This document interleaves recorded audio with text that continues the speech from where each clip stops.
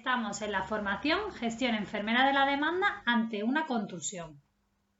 Los objetivos que buscamos con esta formación son, por un lado, diferenciar la gravedad de las diferentes contusiones. En el caso que ya se han producido, disminuir el riesgo de lesión derivado de las mismas, aplicando medidas higiénicas, de seguridad y de educación sanitaria. Por supuesto, disminuir el dolor y las molestias derivadas de las contusiones con medidas terapéuticas y cuidados de enfermería. Y muy importante, dar consejos para empoderar tanto al paciente como a su familia en el autocuidado ante una contusión. El contenido que vamos a tratar es el siguiente. Primero definiremos qué es una contusión, hablaremos un poquito de las generalidades y la clasificación de las mismas. A continuación pasaremos a una anamnesis, valoración, diagnósticos más adecuados y al plan de intervención que incluye tanto las intervenciones en sí como las recomendaciones. Primero definiremos una serie de conceptos que están interrelacionados entre sí pero son diferentes. Comenzaremos por el traumatismo. El traumatismo es el término general que empleamos para designar a todas las lesiones internas o externas provocadas por una violencia exterior. En función del mecanismo de acción, podemos clasificarlas en mecánicos, térmicos, eléctricos o nucleares, aunque es frecuente la asociación de varios de ellos.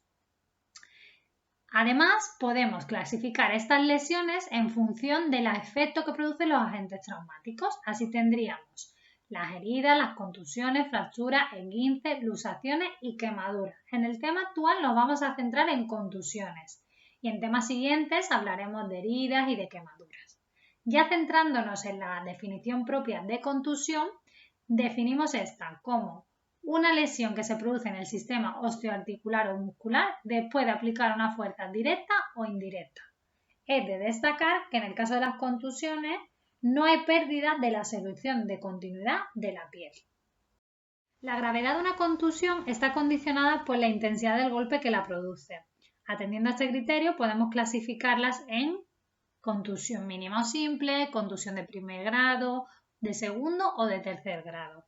Comenzaremos por la imagen de la izquierda, contusión mínima o simple.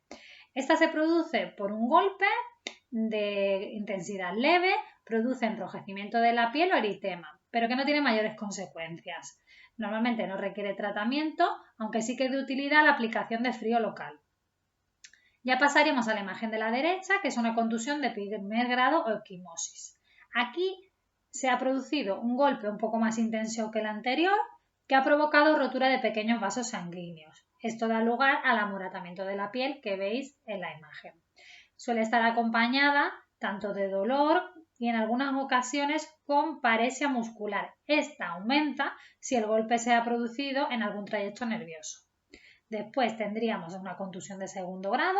Aquí el golpe es aún más intenso que en la imagen anterior, que provoca una lesión de vasos de mayor calibre, dando lugar a una formación de descolección líquida que provoca un relieve o de lo que conocemos como chichón. Después tendríamos una contusión aún de mayor intensidad. Ahí sí hablamos ya de contusiones de tercer grado, donde se produce la muerte de los tejidos profundos. Puede haber aplastamiento intenso que afecta a partes blandas, tejido muscular, incluso nervios y huesos. Una particularidad de este tipo de contusiones es que la piel inicialmente puede estar de un color normal o rosáceo y posteriormente puede ir tornándose grisácea. En el apartado de anamnesis observaréis a lo largo de las formaciones que siempre comenzamos con los antecedentes familiares y personales. Si ya nos centramos en contusión y tenemos una paciente, verificaremos si está o no embarazada. Revisaríamos patologías previas o ya conocidas. Y también fármacos y alergias. En cuanto a los fármacos y alergias, debemos hacer tres cosas. Una sería revisar todo lo que está registrado en la historia clínica.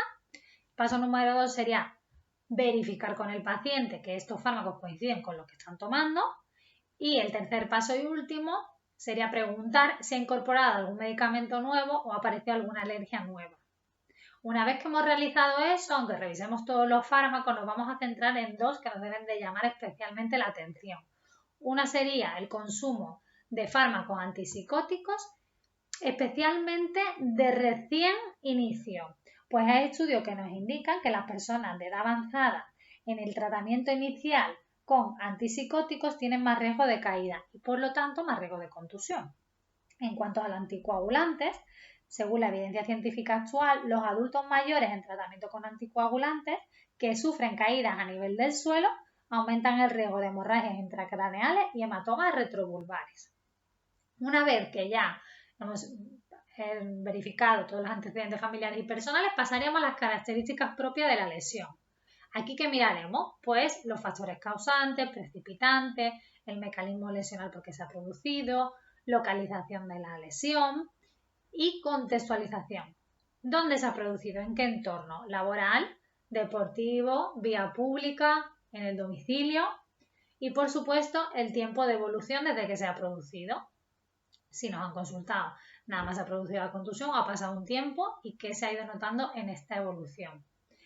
También miraremos si no hay síntomas de alarma, ejemplo, si tenemos una contusión craneal, si va acompañada de pérdida de conocimiento, vómito, nubilación, mareo. La valoración la dividimos en dos partes. Una primera parte que es la valoración primaria y una segunda parte que es la valoración secundaria. La valoración primaria se realiza de forma inmediata y su objetivo es priorizar las actuaciones de enfermería en función del tipo de lesión y las consecuencias que pueda tener para el paciente. Comenzaríamos revisando el estado general del mismo, mirando si está alerta o nubilado o presenta somnolencia. Miraremos también las constantes vitales. Yo he puesto aquí tensión arterial y frecuencia cardíaca, pero por supuesto siempre tenemos que adaptarlo a la situación que presenta el paciente en ese momento. Si presenta disnea, dificultad respiratoria, añadiríamos saturación de oxígeno y frecuencia respiratoria. Después nos centraríamos en la lesión en sí, qué características tiene, si presenta o no presenta rubor, si al tacto tiene la zona caliente solo la contusión o alrededor de la lesión también, si presenta una deformidad y un edema localizado o es extenso que incluso afecta articulaciones próximas, si presenta dolor de forma continua, punzante o solo al tacto, si presenta parestesia, equimosis, hematoma. Y en el caso de las contusiones tenemos que ir alerta de identificar lesiones que estén relacionadas con una agresión. Para ello nos puede servir encontrar contusiones que están en diferentes fases cromáticas. Ahora os explico un poquito las etapas de color típicas de un hematoma tras una contusión. En los primeros momentos, primer día, está de color rosáceo, rojo y este color va evolucionando a azul o grisáceo a lo largo de los días. Ya sobre una semana, 7 días, empieza el color verdoso que se va tornando a amarillo hasta llegar a un amarillo amarronado incluso en el día 14 tras la contusión. De forma que si encontramos lesiones con diferente fase cromática, nos tiene que hacer sospechar de una posible agresión. Hay una serie de lesiones que son muy características de las agresiones. Ahora vamos a ver en las siguientes imágenes algunas de ellas. En la parte superior izquierda vemos un brazo con equimosis violáceas que corresponden con la forma del agente causante. En este caso serían los dedos del agresor. En la imagen de la derecha se observa una lesión ocasionada por una mordedura humana en la región mamaria. Y si os fijáis bien, las escoriaciones costrosas dibujan las arcadas dentarias. Si pasamos a la imagen de la derecha, en la que pone A, se observa una hemorragia subconjuntival de ojo izquierdo ocasionada por el impacto de un puño. Fijaos bien que aquí las equimosis violáceas, el color que tiene, nos indican que ha sucedido hará unos 2 o 3 días aproximadamente. En la imagen B observamos un amplio hematoma asociado también con un puño, pero esta lesión ha sido de mayor intensidad provocando la rotura de vasos sanguíneos de mayor calibre. De aquí que se vea el edema en toda la región periocular y en este caso sí que es necesario la evaluación por parte de oftalmología. En la parte inferior de la diapositiva a la izquierda tenéis dos imágenes, una corresponde al número de contactos del gobierno de las Islas Baleares en caso de violencia machista, son números que tenemos que tener muy a mano y también recordaros que tenemos el protocolo de actuación ante violencia machista también en el SIAP, que lo tenemos en acceso en complementos protocolos y aquí lo desplegamos y lo iríamos cumplimentando. Continuamos con valoración de la lesión. En este caso nos vamos a centrar en su localización. porque dependiendo de la zona afecta va a requerir una intervención más prioritaria o menos prioritaria. Es de especial atención aquellas zonas que denominamos zonas críticas o especialmente sensibles, como sería la parrilla costal, la zona lumbar, craneal. Recordaros que si mientras realizáis esta valoración observáis que hay compromiso vital para la persona, debemos seguir el esquema ABCD, que es apertura de vía aérea, respiración, circulación, evaluación de la disfunción neurológica y exploración detallada de la zona lesional, retirando ropa y demás. Y continuaríamos según el protocolo más adecuado para dicha situación. A continuación, se van a citar una serie de situaciones críticas que nos pueden orientar en la práctica, que sería la siguiente: obstrucción de vía aérea, sospecha de fractura maxilofacial o mandibular, traumatismos que se han producido a nivel de laringe o tráquea, lesiones cervicales, deterioro del nivel de conciencia, la persona está obnubilada, letargada. Si se ha producido a nivel del tórax la contusión y vemos un tórax inestable o patrones respiratorios irregulares. También alertan las lesiones a nivel abdominal y intratorácica, porque puede haber lesiones de vísceras internas, traumatismos craneoencefálicos, situaciones de shock, inadecuada oxigenación. Una vez terminada la valoración primaria, pasamos a la valoración secundaria. Esta es más detallada y está centrada según la zona donde se ha producido la contusión. Si la contusión ha tenido lugar en cabeza y o cara, aquí realizaremos una inspección y palpación del cuero cabelludo, del cráneo, buscando lesiones, posibles fracturas. También tenemos una serie de signos y síntomas de alarma, como sería encontrar restos de sangre en nariz, oídos, que esto nos puede hacer sospechar de fracturas de base de cráneo. También debemos realizar una valoración de los ojos, agudeza visual, tamaño pupilar y si existe o no hemorragias conjuntivales. Cuando la contusión se ha producido en el cuello, debemos descartar que haya posibles lesiones cervicales. Esta está muy relacionada con caídas en vía pública, precipitados, accidentes de tráfico. Si la contusión se ha producido en el tórax, vamos a hacer una inspección y una palpación completa, tanto de tórax anterior como de posterior. Vamos a buscar si hay hematomas, posibles lesiones ocultas y para ello, ¿qué vamos a hacer? Pues vamos a valorar los movimientos torácicos, si son regulares o irregulares, si hay inestabilidad torácica. Otro punto interesante sería valorar si hay enfisema subcutáneo, que además se ve de una forma súper sencilla. El enfisema subcutáneo es cuando el aire entra dentro de los tejidos bajo la piel. Normalmente procede de pared torácica y del cuello. Al palpar la piel lo identificamos muy fácil porque se escucha como unos crujidos. Bueno, esto para daros un poco de información extra. Ahora continuaremos con la toma de constantes, como siempre decimos, dependiendo de la situación del paciente. Aquí os he puesto frecuencia cardíaca, respiratoria, saturación. Si la contusión se ha producido a nivel de pelvis y zona abdominal, valoraremos si hay distensión, abultamiento, que todo esto nos puede indicar que hay posibles lesiones ocultas. Palparemos el abdomen en busca de dolor y o defensa muscular. La exploración de la pelvis se realiza presionando placas ilíacas de forma anteroposterior y lateralmente y el pubis para descartar fracturas. Y en caso de que la contusión haya sido de la zona lumbar, debemos realizar tira de orina para ver si hay restos de sangre. Si la contusión ha tenido lugar en perineo, recto y vagina, aquí hacemos una valoración observacional buscando que haya presencia o no de desgarros, sangre, hematomas. Y si lo que está afectado es el músculo esquelético, palparemos bien la extremidad, buscando zonas dolorosas, con edemas, con deformidades. Nos puede servir de ayuda si ha sido en extremidades superiores o inferiores y solo ha sido afecta una de ellas, compararla de forma si está simétrica o asimétrica con la otra. Y valorar pulsos periféricos que nos van a descartar que haya habido lesiones vasculares y la sensibilidad de los mismos. Por último, pero no menos importante, tenemos la valoración a nivel neurológico. Para ello tenemos la escala de Glasgow, que muchas veces es un poco compleja de recordar, pero en internet hay muchas infografías que la verdad es que facilitan bastante la tarea. Aquí os he puesto una que me ha gustado porque era bastante visual, pero la verdad es que hay muchas. Y en el caso de encontrar un deterioro, A nivel neurológico, ahí sí tenemos que hacer una valoración conjunta con médico o médica. Una vez que ya hemos realizado toda la anamnesis, valoración, vamos a pasar al diagnóstico. En el diagnóstico tenemos el CIE-9 y la NANDA. El CIE-9 pondremos contusión D y elegiremos la parte que corresponda. Y la NANDA os he puesto 2 diagnósticos, pero siempre debemos buscar el más adecuado para el paciente en ese momento. Ya sabéis que los tenemos en ESIAP, los podemos localizar por diagnósticos entrando en CIE-9, pondríamos el código contusión D y buscamos, o por la NANDA, igual, introducimos el código o una de las palabras clave y ya nos lo busca. En cuanto al plan de actuación, primer paso, discriminar qué situaciones requieren de una actuación conjunta con el médico o la médica. ¿Cuáles son?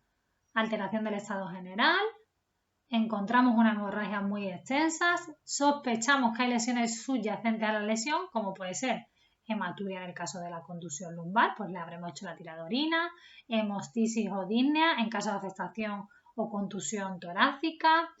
Ya hemos dicho, afectación neurológica, es decir, el paciente presenta obnubilación, vómitos, cefaleas. Si sospechamos que hay una fractura y, por supuesto, si requerimos necesidad de parte judicial de lesiones. Si el paciente no presenta ninguna de las situaciones anteriores, pasaríamos a las siguientes intervenciones, que las hemos desglosado en función de la gravedad de la contusión, es leve, moderada o grave.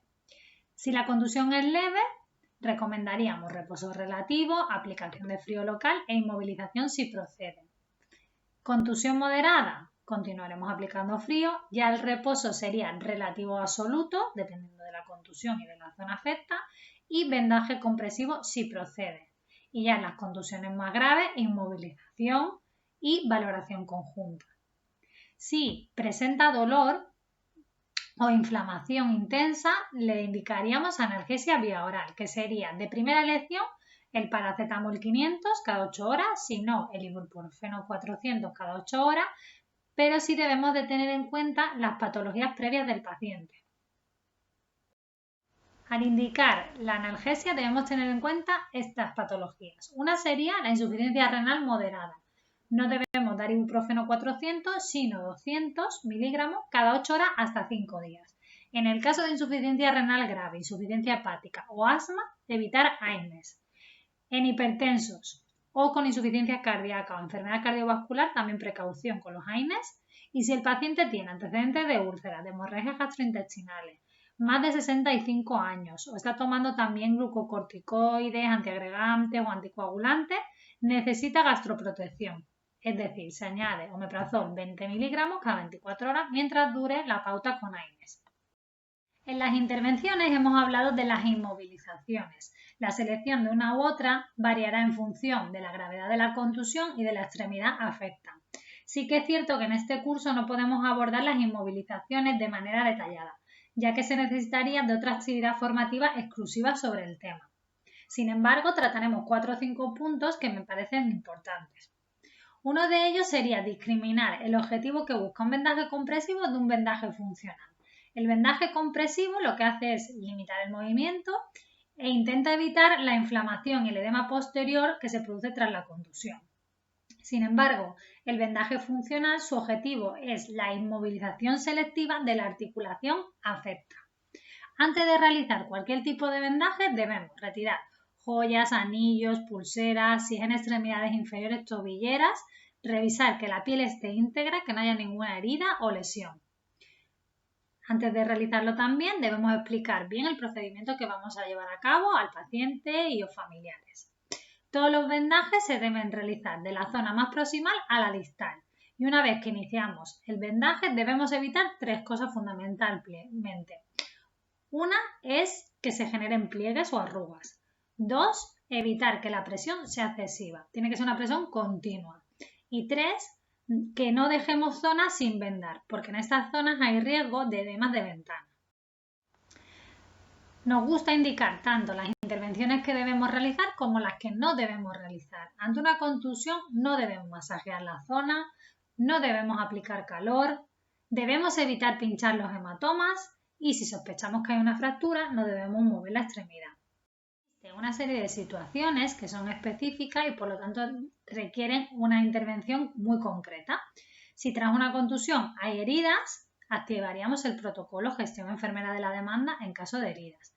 Si ha habido un accidente o agresión, derivaríamos para la realización del parte de lesiones. En caso de accidente laboral, realizaremos una primera valoración y primera cura y remitiremos a curas posteriores y seguimiento a su mutua laboral.